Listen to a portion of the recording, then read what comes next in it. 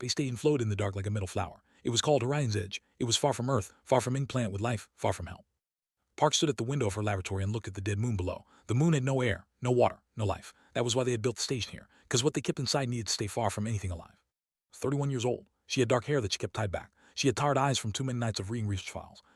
That meant she studied alien life, and the alien life on the station was the most dangerous she had ever seen. They called them, came from a world where everything was a killer. Plants were poison, the water was acid, the animals were monsters, and they were the worst of all. They were the top predators of a planet made of death. Wrong, that was the only way to describe them. They had 6 legs and bodies like twisted dogs. Their skin was black and smooth like wet stone. They had no eyes that anyone could see, but they could find you in complete darkness. They could find you through walls. They hunted by heat. Your body was a bright light to them. Target. 16 of them lived in the containment wing. Live was not the right word. They waited, had watched them for months. She had seen how they watched the scientists through the glass, how they learned, how they remembered. Had written 17 reports to Station Command. She had told them the containment protocols were not strong enough. She had told them they were smarter than the files said. She had told them something bad would happen. They did not listen. And there was a military man. He believed in rules and systems. He believed that if the containment was raided for Class 7 threats, then it would hold Class 7 threats. There were Class 7, so there was no problem. Stopped arguing with him 3 weeks ago. There was no point. Some people only learn from disaster. Disaster came at 3 in the morning. Alone in Lab 7. She was looking at data on her screen. The station was quiet. Most of the 200 crew members were asleep. The night shift was small, just 20 people awake and working. Then the lights went out. For a moment there was only darkness. Then the emergency lights came on. They were red. They made everything look like blood. And the alarm started screaming. That sound, she had heard it in drills. It meant containment breach. It meant something had escaped. Hands moved before her mind could think. She hit the button that sealed her laboratory door. The metal slammed down. 3 inches of reinforced steel between her and the corridor outside. Ran to the window that looked into the hallway. At first she saw nothing, just red light and empty space. Then she saw movement. Dark flowed through the corridor like black water. It moved fast, faster than anything that bit should move. It had 2 many legs and a body that bent in wrong ways. Breathing, she watched it pass her window. It did not stop. It did not look at her. It was hunting something else. Then she heard the screaming. It came from far away at first, then it got closer. Human screams, the sound of people dying. Back away from the window, her legs were shaking. Her heart was beating so hard it hurt. She had studied them for months. She knew what they could do. She had seen the videos from the planet where they were captured. She had seen what was left of the cap team. Now it was happening here. Grabbed her communicator and tried to call the bridge. Static. She tried to call security. Static. She tried to call anyone. Nothing worked. Iron storm. There was an iron storm passing near the station. It must have caused a power surge. The surge must have disabled the containment fields, and now it was blocking communication too. We're alone, cut off, trapped with 60 monsters in a metal box floating in empty space. Down on the floor, she pulled her knees to her chest. She tried to think. She was a scientist. Scientists solved problems, but their problem was too big. This problem had claws and teeth and moved through the dark like death itself. Stayed in her laboratory for 2 hours. She heard sounds through the door, running feet, screams, gunfire, then silent. Her communicator finally crackled with a weak signal. She almost cried. "This is Lieutenant Minu," the voice said. "Any survivors report to the metal wing on deck 5. We are setting up a defense position. Repeat, metal wing, deck 5. Stood up. Her legs were still shaking, but she had a direction now. She had somewhere to go. Looked at her door. Beyond it was a station full of monsters. She had to cross 3 decks to reach the metal wing, 3 decks of darkness and death. Picked up the only wedge she had, a small laser cutter used for opening system containers. It would not kill her, but it was better than nothing. She opened the door. The corridor was empty. The red lights made shadows that looked alive. The air smelled wrong. It smelled like copper and meat. It smelled like blood. Walking, she moved slowly. She listened for any sound. Her heart was so loud she worried they could hear it. Found the first body at the end of the corridor. It was a young man. She knew his face. His name was Lee. He worked in the cafeteria. He had always smiled at her when she got her morning coffee. He was not smiling now. Around him, she did not look down. She could not look down. If she looked down, she would stop. And if she stopped, she would die. Kept walking into the red darkness. Somewhere ahead was safety. Somewhere behind were monsters. Somewhere on the station there were other survivors. Other humans trying to stay alive. Did not know yet that one of them would change everything. She did not know that they had made a mistake. Woke up to silence. Was wrong. The station was never silent. There was always the hum of machines, the whisper of air moving through vents, the distant sound of people walking and talking and living. Now there was nothing. Sat up in his small bed. His room was dark. The lights were off. Even the small clock on his wall was dead. No power. He was 34 years old. He had a plain face and rough hands. His hands were rough because he worked with them every day. He was a maintenance technician. He fixed things that broke, pipes, wires, machines. The station was old and things broke all the time. Come to space for money, not for adventure, not for glory. His mother was sick back on Earth. She needed an operation. The operation cost more money than he could make in 10 years on the ground. But space jobs paid well, very well. Dangerous places needed workers and workers needed to be paid. Had signed a 3-year contract. He had said goodbye to his mother. He had traveled for 6 months to reach the station at the edge of known space. He had fixed broken things and sent money home and counted the days until he could leave. Now he was sitting in darkness and something felt very wrong. Got out of bed and walked to his door. He pressed the button to open it. Nothing happened. He pressed again, still nothing. The power was completely dead. There was a manual release for emergencies. Pulled it. The door slid open with a heavy grinding sound. The corridor outside was dark, not completely dark. There was a faint red glow from emergency lights, but the emergency lights were weak. They made more shadows than light. Out of his room, he looked left, he looked right. He saw nothing moving. Then he saw the body. It was lying against the wall 10 meters away. It was a woman. She wore the blue uniform of a science officer. She was not moving. She would never move again. Walked toward her slowly. His feet made no sound. He had learned to walk quietly in the shipyards back home. Quiet workers did not get noticed. Workers who did not get noticed did not get extra jobs. When he reached the body, stopped. He looked down. He wished he had not looked down. He had torn her apart, something with claws, something strong. There was blood on the walls, blood on the floor, blood on the ceiling. The stomach turned. He had seen death before. In the shipyards, accidents happened. Men fell from high places. Men got crushed by heavy things, but it was different. This was not an accident. It was hunting. Heard a sound far away, scream that cut off suddenly, then silence again. Walking. He did not know where he was going. He just knew he could not stay still. Still things got found. Still things got killed. Found more bodies as he walked. 2 men near a broken door. A woman in a storage room. A young boy who should not have been on the station at all. Each one was torn. Each one was dead. Not stopped to look anymore. He kept moving. His room was on deck 12. That was the maintenance deck. It was far from the important parts of the station. Far from the bridge and the laboratories and the containment wing.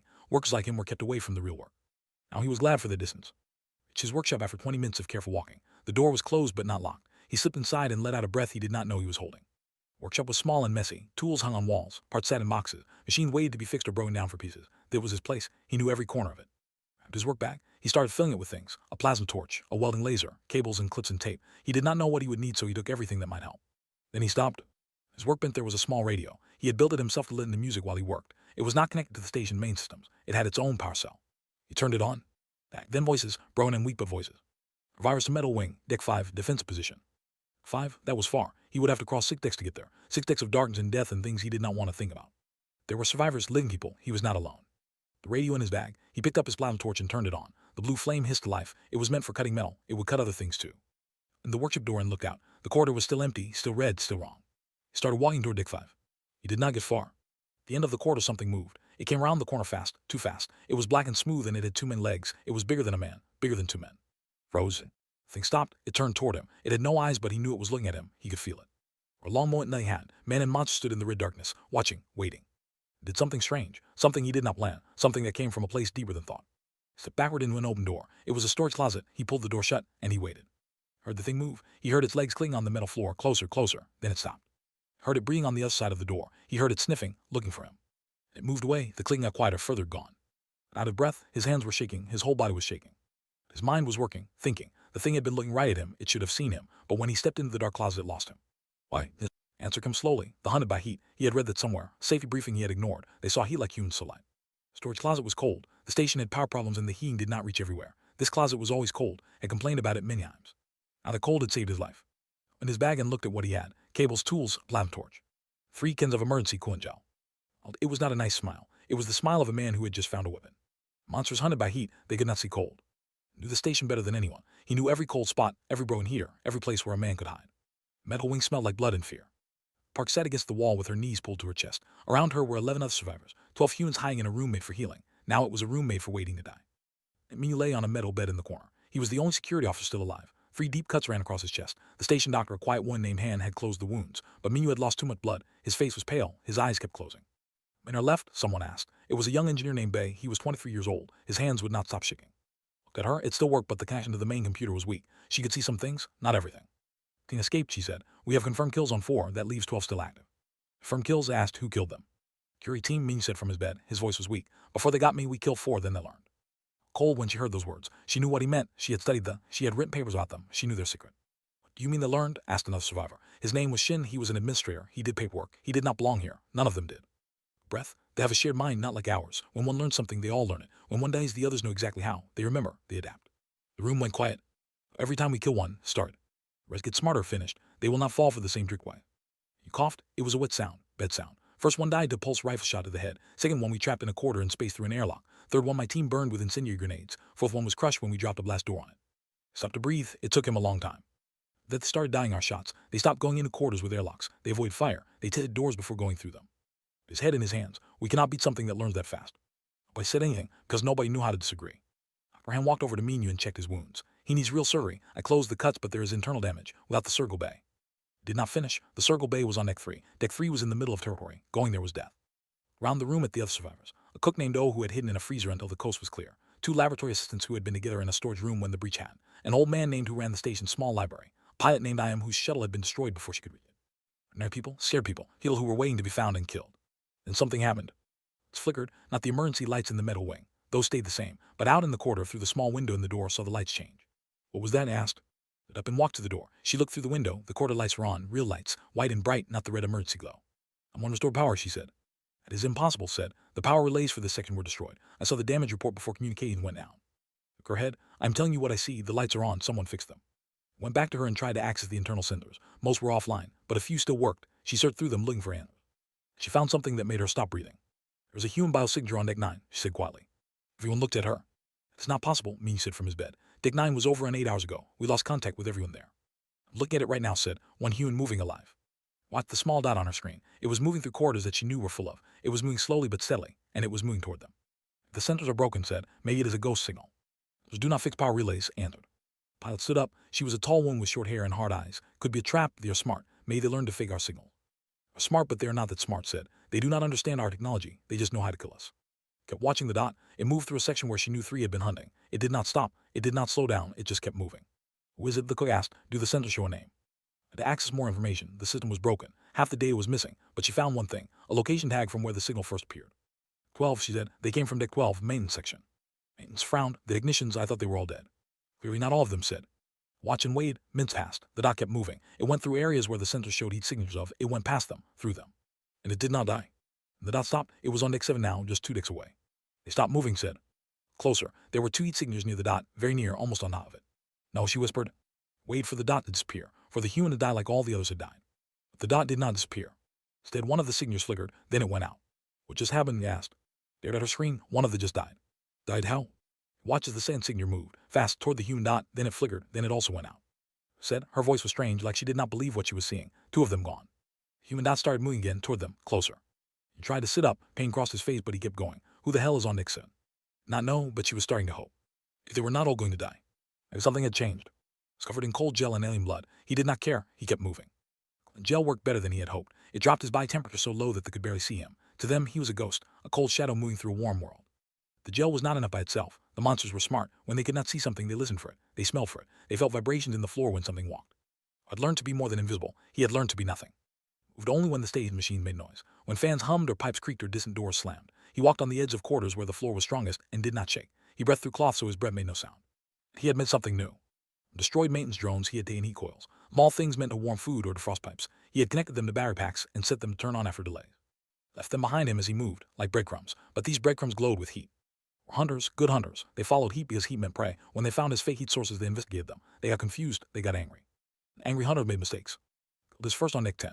It had found one of his heat decoys and stopped to sniff it. It did not notice the cold shape creeping up behind it. It did not notice the plasma torch until the blue fire was already cutting through its neck. It died fast. It tried to scream, but it had no throat left to scream with. It fell and twitched and then went still. Not celebrate, he did not feel proud. He just kept moving. Second was harder. After the first one died, the others changed. They moved in pairs now. They checked corners more carefully. They had learned. But had also learned. Found the second one on Deck 8 near the water recycling plant. It was with a partner. They were searching rooms one by one, looking for survivors, looking for heat. The recycling plant. He had fixed a broken pump there 3 months ago. He knew there was a valve that controlled superheat steam. He knew how to open it remotely.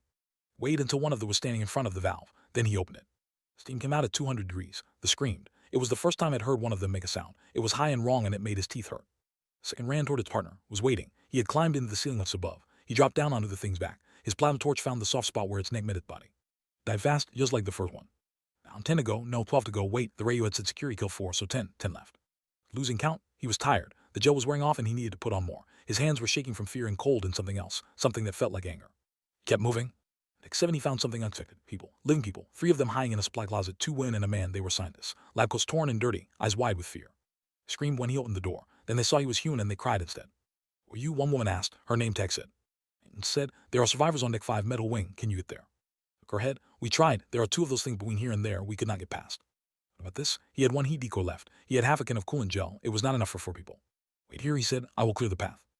The man asked. His name was, how can you clear them? Security could not stop them. Military weapons could not stop them. How can one maintenance worker do anything? Looked at him. His eyes were flat and cold. The eyes of a man who had stopped being afraid and started being something else. The station said, every pipe, every wire, every system, they are strong and fast, but this is my home, and I know where everything is. He left before they could ask more questions. 2 were in a corridor near the elevator shaft. The elevators did not work anymore, but the shaft was still there, and the shaft went all the way up to the reactor level. And into the maintenance tunnels that ran alongside the main quarters. He had spent hundreds of hours in these tunnels, fixing things, checking things, cursing at things that would not work. He moved through them like a snake through grass. He found a power junction above the corridor where they were waiting. The junction controlled lights and life support for the section. It also had emergency protocols, safety system. One of those systems was a fire spray and foam dispenser. The foam was cold, very cold. It was designed to cool fires fast. Wired the junction. He connected the foam dispenser to a new trigger. Then he crawled to a spot where he could see the corridor below through a grate. 2 were there, packing, waiting, hunting. Fitted his last heat decoy and dropped it through the grate. fell to the floor and started glowing warm. They turned toward it instantly. They moved closer, sniffing, looking. Triggered the foam. Cold burst from the ceiling. It covered everything. They screamed as the cold hit them. They thrashed and spun trying to escape, but the foam kept coming. It stopped. The monsters were coated in white, blind, confused. Their heat vision was useless. Everything around them was the same temperature. Dropped from the ceiling. Hit the first with his plasma torch. The blue fire cut through foam and flesh. The thing fell. Second one hurt him and swung blindly. Its claws missed his face by inches, rolled and came up behind it. He drove the torch into its back. It screamed and fell. Or he had killed 4, 6 more to go. He stood in the corridor covered in foam and blood and death. His body hurt. His mind was tired. He wanted to stop. He wanted to find a dark corner and hide and sleep. He could not. The scientists were waiting. The survivors on deck 5 were waiting, and they were still hunting. He knocked off his torch and started walking back to the supply closet. He had work to do. Found the 3 scientists and led them toward deck 5. They moved slowly, carefully, went first, checking every corner. Behind him, the scientists held hands like children afraid of the dark. Reached deck 6 without meeting any monitors, then deck 5, then the metal wing. The door was barricaded, heavy things piled up to keep the out, knocked. Survivors, he called, free from deck 7, let us in. Heard movement inside, voices, then the barricade started to move. The door opened. Stood there, dark hair tied back, tired eyes. She held a small laser cutter like a weapon. She looked dead and her eyes went wide. Why? He looked like a monster himself now, covered in gel and foam and blood. His face was empty, his eyes were cold. The one said, you are the one on the sensors, you killed them. Not at once. How many, she asked. They said Vig left. One stepped aside to let them in. As past her, she grabbed his arm. Who are you, she asked. Looked at her. For a moment his eyes showed something human again. Tiredness, pain, fear. Technician, he said, just a man who wants to go home. He walked into the metal wing to rest, but he knew he would not rest for long. At against the wall of the metal wing and closed his eyes, just for a moment, just to rest. On him the survivors talked in quiet voices. He heard them but did not listen. His body was heavy, his mind was slow. He had not slept in 20 hours. He had killed 6 monsters. He had walked through hell and come out the other side covered in blood. But the hell was not over yet. Park sat down next to him. She had introduced herself earlier. She knew things about the dead did not know. She knew how they thought, how they hunted, how they learned. Remaining 6 have gathered together, she said. They are in the reactor control room. In his eyes, why there? It said, the reactor puts out constant heat. It masks their signatures, makes them harder to track. And they know we need the reactor to survive. They are protecting it. Or using it as bait, said. You understand them. Understand hunters, same thing in the end. Did him for a long moment. Was not what she had expected. He was not a soldier, not a hero from stories. He was a small man with rough hands and tired eyes. He looked like someone who fixed toilets and complained about overtime pay. He had killed 6 apex predators with tools from a maintenance closet. Did you do it, she asked. They are faster than humans, stronger, smarter in some ways. Our security teams had military training and advanced weapons. They died in minutes. How did you survive? He was quiet for a while, then he spoke. Where I grew up there was a shipyard, big one. I worked there since I was 16. Every year men died there. Machines fell on them. Fires burned them. Metal cut them. The shipyard was a monster that ate people. Looked at his hands, the hands of a worker, and calloused. Could not fight the shipyard. It was too big, too dangerous. So you learned it instead. You learned where the dangerous places were. You learned how to move around them. You learned that the monster had rules, and if you knew the rules, you could survive. He looked at. Station is the same. They are the same. They are strong and fast, but they have rules. They see heat. They hunt movement. They learn from death. Once I knew the rules, I knew how to break them. Understood? The man was not brave. He was not strong. He was something more dangerous. He was adaptable. Didn't mean you called them over. He was still weak, but his mind was working. He had a map of the station on him. Shuttle Bay 3, he said. One shuttle is still functional. The pilot here can fly it. He wanted to die him. But we need to get there, and the path goes right past the reactor room. Go around, said Bay the engineer. No way around, Ming said. The other routes are blocked by hull damage. We have to go past the reactor. And we need a distraction, said. Everyone looked at. Did not say anything for a long time. He looked at the map. He looked at the reactor room. He looked at the path of the shuttle bay. You get the auxiliary power working for the section, he asked. Engineer nodded. Maybe. Why? Need the emergency venting system online. The reactor has vents that dump heat in space during emergencies, if I can trigger them at the right time. Understood? You will freeze them like you did with the fire foam. No, said. The vents are not cold enough for that, but they will create confusion. Temperature changes everywhere. Their heat vision will be useless for a few minutes. A few minutes is not enough to kill 6 of them, Ming said. Looked at him. His face was empty again, that cold worker face that showed nothing. It is enough for you to reach the shuttle. I will keep them busy. The room went quiet. You cannot fight 6 alone, said. I'm not going to fight them, said. I am going to make them chase me. I know the station. I know places they cannot follow. I will lead them away from you. Then what? Asked. After we escape, what happens to you? Not answer. He did not need to. Everyone understood. Stood up. No, we find another way. We all leave together or we'll stay. Looked at her. For the first time something warm appeared in his eyes. Park, I came to space to make money for my mother. She's sick. She needs surgery. If I die here, the company pays my family. They pay a lot for death in deep space. My mother gets her operation. He smiled. It was a sad smile. The way I help her, either way I win. Not know what to say. She had spent her life studying alien life. She had never really understood human life until the moment. Planned for 1 hour, worked on the power systems, gathered supplies, the other survivors prepared to run. And everything was ready. Stood at the door. He had a bag full of heat decoys. He had 2 cans of coolant gel. He had his plasma torch. It was not much, it would have to be enough. When I trigger the vents, you run, he said. Do not stop, do not look back, get to the shuttle and go. Walked up to him, she put her hand on his arm. What is your mother's name? She asked. Said, I'll tell her what you did. I will tell everyone what you did. Not once, then he opened the door and walked into the darkness. Move fast now. No need to hide, no need to be careful. He wanted them to find him. He wanted them to chase. Reached the reactor room in 10 minutes. The door was open. He poured out like breath from a dragon's mouth. Thought he could see them, 6 waiting, watching. Turned toward him when he appeared, 6 heads with no eyes, 6 bodies made for killing, 6 monsters that had never lost a hunt. Raised his hand and pressed the button on his radio. Now, he said. Vents opened. Cold fled into the room. The screamed and spun in confusion. Their vision was chaos, heat and cold mixing everywhere. Ran down corridors he knew by heart. He turned corners without looking. He ducked through doors and crawled through tunnels. Behind him he heard the following, screaming, hunting. Through heat decoys as he ran. The monsters crashed into walls chasing false signals. They tore apart machines looking for prey that was not there. They were learning, always learning. They spread out. They surrounded him. They cut off his escape routes one by one. Up in the main cargo bay, huge room, empty space, nowhere to hide. He stopped running, he turned around. Stood at the entrance. The other 2 came from side doors, 6 monsters in a circle around one man. Radio crackled. Shuttle is launching, his voice said. We made it. Where are you? Can you reach the airlock? We can circle back for. Turned off the radio. Looked at the 6 creatures around him. They were not moving, they were waiting, watching. I've never seen anything like me, he said. You came here thinking we were prey, you were wrong. Hissed. One of them stepped forward. Just a maintenance worker, continued. I fix broken things, I'm nothing special, but I killed 10 of your pack, just me, with tools and tape and things I found in closets. Raised his plasma torch. The blue flame burned bright in the dark bay. Imagine what happens when humans actually try to hunt you. First charge did not run. He stepped to the side and cut it across the face. It screamed and fell back. Others came at once, claws and teeth in rage. But he was not a soldier, he was not fast, he was not strong, but he was smart and he was angry and he refused to stop moving. Killed one more, then another. Then he felt claws tear into his side and he fell. On the ground he looked up at the 3 remaining. They stood over him, victorious. Mild blood was in his mouth. You lose, he whispered. Pressed a button on his bag. Inside were 3 cans of emergency fuel, stolen from a maintenance cart, very flammable. Explosion was bright and hot. It filled the cargo bay with fire. The wrecked ship arrived 6 hours later. They found 19 survivors in a shuttle drifting in space. They found a station full of dead aliens and dead humans. They found the cargo bay, burned black, 3 bodies turned to ash. In the middle of them they found what was left of, still holding his plasma torch.